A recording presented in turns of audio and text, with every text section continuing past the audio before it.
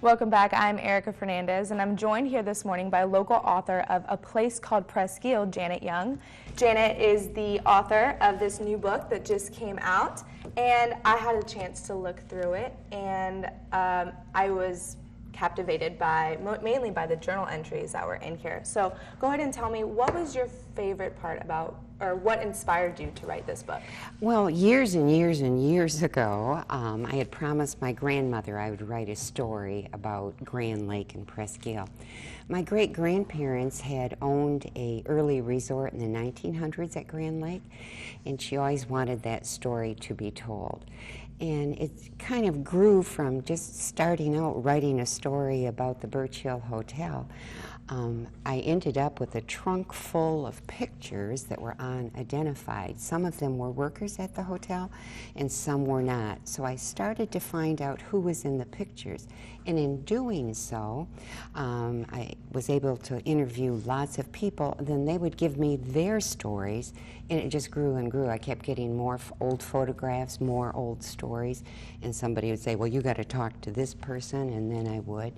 So when I started to write the book on the Birch Hill Hotel, I decided I should go farther back, because that was 1900, but there was history at Presque as early as the 1820s. I didn't know it went that far back at the time. So I kept going further back and further back in history and doing research.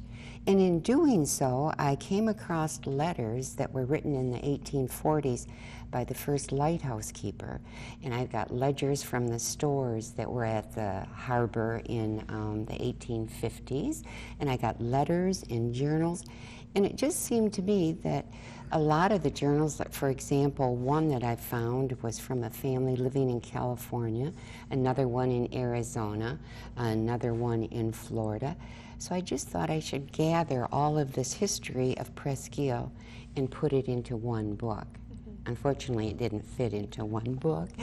So it's now in 3 volumes, and this is the first of 3. Okay.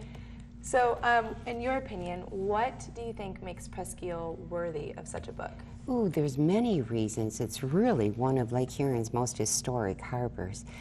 Starting way back in the 1600s, well, even before the 1600s, the Native Americans used it as a portage point and a place to fish.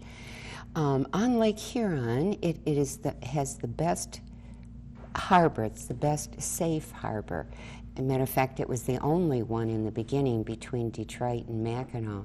There were vessels, if they would be traveling up the Great Lakes and a storm was coming up, if they couldn't make the shelter of Lower Michigan in Detroit, they would even backtrack sometimes as much as 80 miles to get back to the safety of Presque Harbor.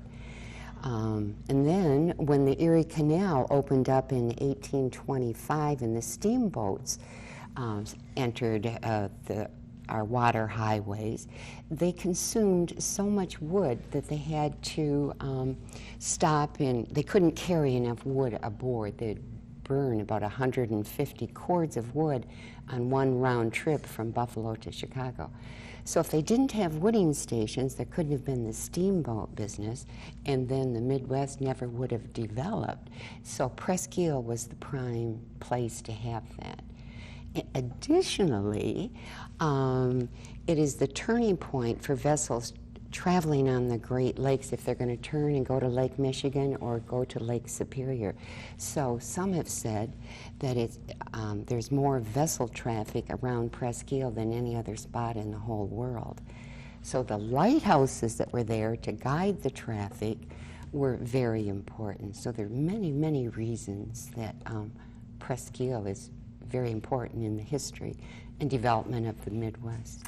Okay, and I mean, like I said, I had a chance to glance at it, and it captivated me, and I found it really interesting. Very briefly, tell us, where can the community find the book?